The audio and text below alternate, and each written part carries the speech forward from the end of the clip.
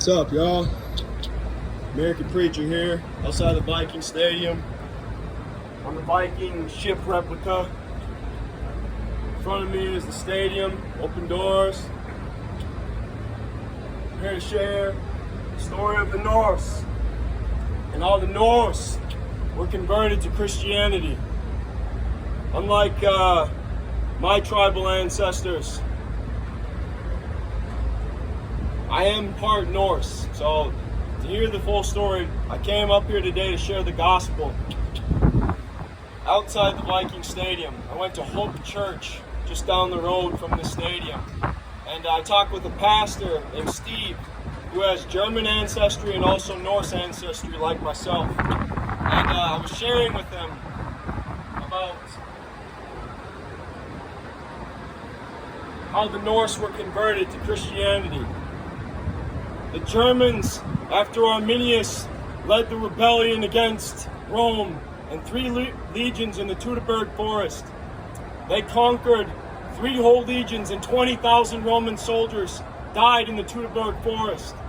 But then, centuries later, after Rome under Constantine was converted and became a Christian, the military also was Christianized.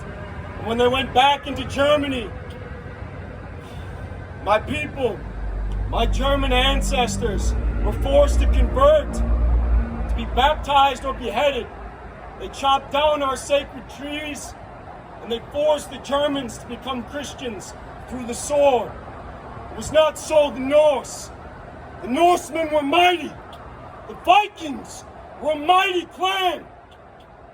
And it's really hard for soldiers of the Roman era to fight people who row boats all day, eat fish, and lift weights. And so, how the Vikings were converted were through the women, not through war, because of their superior fighting capabilities. They didn't want to fight them because they were so strong, so mighty. When they were attacked by foreign foes, they would clan up together to fight them. But when they fought amongst each other, it was brutal. Brutal. You can check out my story on Beowulf if you want to know more of the details of Norse history, Swedish and Norwegian history, specifically of the men, the Thanes of war. Vikings are winning 3-0 right now against the San Francisco 49ers. It's 4th and 3. So yeah. How the Vikings were converted then, do you ask? Well, it's a very interesting story. The more noble clans and more noble kings of the Vikings, they weren't scoundrels, they weren't raiders. There was a sense of nobility to the Norse and Swedish and Danish kings. They weren't about raping and pillaging among themselves. They were about protecting their clan, protecting their chieftain lands, and trying to expand them amongst themselves. But when other Viking chieftains raised up ships like this, obviously probably not to this size, they gathered Viking clansmen from around the coasts that would go sailing or Viking raiding. And once they did, they gathered to usually a thane or a helmsman is what it was called. And that helmsman either had 1 ship or 5 ships, depending on how great he was in war. If he was a great warrior, he would have probably more than 1 ship. And if he was a greater warrior that had 2 ships or 3 ships, that meant he probably had 90 to 100 thanes willing to follow him to death. Think about that. If you had 90 men willing to die for you, willing to bleed for you, wherever you charge, imagine that. The power of a chieftain, the power of a Viking helmsman, a Viking thane. Now that being said, when 90 men go out to Viking, to raid, to pillage, right, to steal from Catholics, because that's what they did. They got a bunch of gold in them Catholic cathedrals. Well, to a Viking, that's easy pickings. That's like basically, here I am, take my money and my women. So, what the Vikings would do is they'd sail and they'd try and find their way around different Roman shipping cohorts. and they'd find little places where they could raid and take money and take women. But here is the fascinating story about how the Vikings, many of them, many of these individual chieftain sailors, were converted to Christianity. As some of you know on my channel, I'm a blood-bought believer in Jesus Christ. And if you know about the Apostle Paul and what he wrote in Corinthians, it's very interesting how he wrote to the Corinthians about how women might convert their men by their good behavior, or how men in the Greek culture might convert their women by their good behavior, their Christ-like behavior.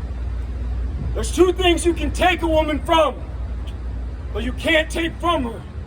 You can take her from her family, and you can take her from her homeland, but you can't take away her faith in God and her good virtue, her good character. And when these noble chieftains, or even these Viking pirates, if you want to call them that, these Viking raiders, saw these beautiful women in far-off lands, on coasts of France, or on coasts of England, on coasts of Ireland, or even potentially on the coasts of America or South America. That's why I find curious, why are there Mexicans with red hair and light skin? Do you think that was just a happenstance? I think there was a red-headed Viking who fell in love with a beautiful Mexican woman, or Aztec or Incan or Mayan woman. Maybe fell in love, or maybe raped her, I don't know. Or maybe established a clan down there, a settlement. The history is unclear, but it is clear that the Vikings were here, in this continent, on this land. But yes, many of them fell in love with Christian women of Europe and took them as their wives. And their wives, by their good behavior, won their men to Christ through their genuine love for them and for their king, Jesus. And so the pagan origins, the worshippers of Odin, who was an ancestor of the Germans who migrated north, became deified, much like the neo-Nazis with Hitler, how they deify a man. The one true deity is Jesus Christ, the righteous. It's true. But yes, the Norse were converted through their women. They became believers through faith in Jesus because of the good behavior of the women that they came to marry. Not because an outside force conquered them by outside might, but through genuine, heartfelt love of the women. The Christian women who became Viking servants. I think it's such a beautiful picture of the gospel of grace. How a mighty man can fall in love and remain loyal to one woman until his death. And that's what many of the Vikings did. The raiders themselves, think about it. You don't just want to rape and pillage all the rest of your life. That's a dying way. But if you take a good amount of money, what do you do with it? If you keep raiding and pillaging, there's risk of death, or even worse, hell. That is the word in the Norse language for the underworld, the place of torment. The Greeks called it Hades. The Norse called it hell with one L. They knew that death could lead to hell, and that the noble fighters, the warriors who died fighting bravely, would go to a place called Valhalla. It's a powerful distinction that Norse warriors made. If you were a wicked warrior, your place would be in hell. If you were a righteous warrior, your place would be in Valhalla. So what kind of warrior do you think Norse men wanted to be? Many of them wanted to be noble, brave, unto death to their Danes, unto death to their Lord, and to their brethren. So yeah, do you think a Roman army would want to fight a Norse chieftain with that kind of nobility? No. No, they wouldn't. So that, my friends, is how the Norsemen were converted to Christ, through the love of their wives, not through the forced will of an oppressive tyrant, not through the enforced will of an oppressive government. Think about how you share Christ. It ought to be through nobility and not through oppression.